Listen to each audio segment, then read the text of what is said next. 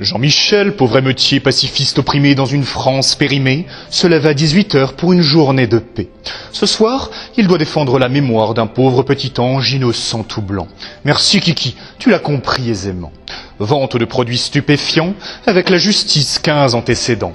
Recel, rébellion contre les policiers en février, utilisation de fausses plaques d'immatriculation, aucune assurance pour la circulation. 5 refus d'obtempérer depuis septembre dernier. Mes chers Français, cessez vos préjugés. Si à 17 ans d'une AMG aux plaques polonaises on est au volant, c'est que la voiture n'était pas volée. Forcément, il a réussi légalement grâce à une vie disciplinée. Comme pour Lola, pour Beltrame et pour Annecy, il écoute ces stars qui osent parler. Grâce à Jules, grâce à Omar, grâce à Kylian, Jean-Michel l'a compris et le jure sur la Bible. Il entend se révolter. Incapable d'aligner 2 mots sans faute d'orthographe à l'oral, Jean-Michel a une compréhension pointue de l'histoire, de la politique et de la sociologie française. Mais en raison du racisme systémique, ce polytechnicien ingénieur en aéronautique est au chômage et se retrouve contraint contre son gré à toucher le RSA français. Après 5 matchs de FIFA 23 avec Benzema, la journée de travail est enfin terminée.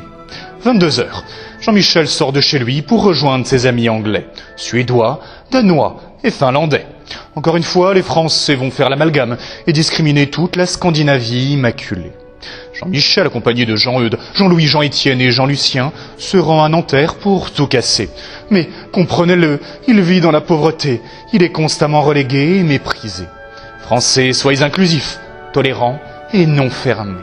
Si Jean-Michel vole de l'électroménager chez Darty, c'est pour aider sa mère à faire à manger.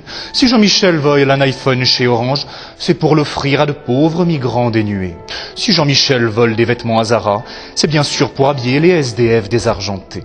Et enfin, si Jean-Michel brûle bus et voitures, c'est pour protester contre les pollueurs adeptes du pétrole arriéré.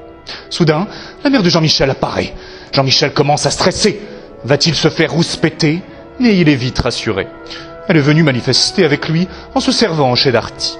Quel courage, quelle droiture, quel exemple. Au moment de passer devant la CAF, Jean-Michel se retient. Après tout, il ne va pas brûler la seule agence qui accepte de lui donner 607 € par mois pour toute la journée se branler. Soudain, au loin, une voiture de policier apparaît. Jean-Michel, débordant d'amour et de paix, ne peut restreindre ses gestes d'affection. Cocktail Molotov, jet de pavés et mortier.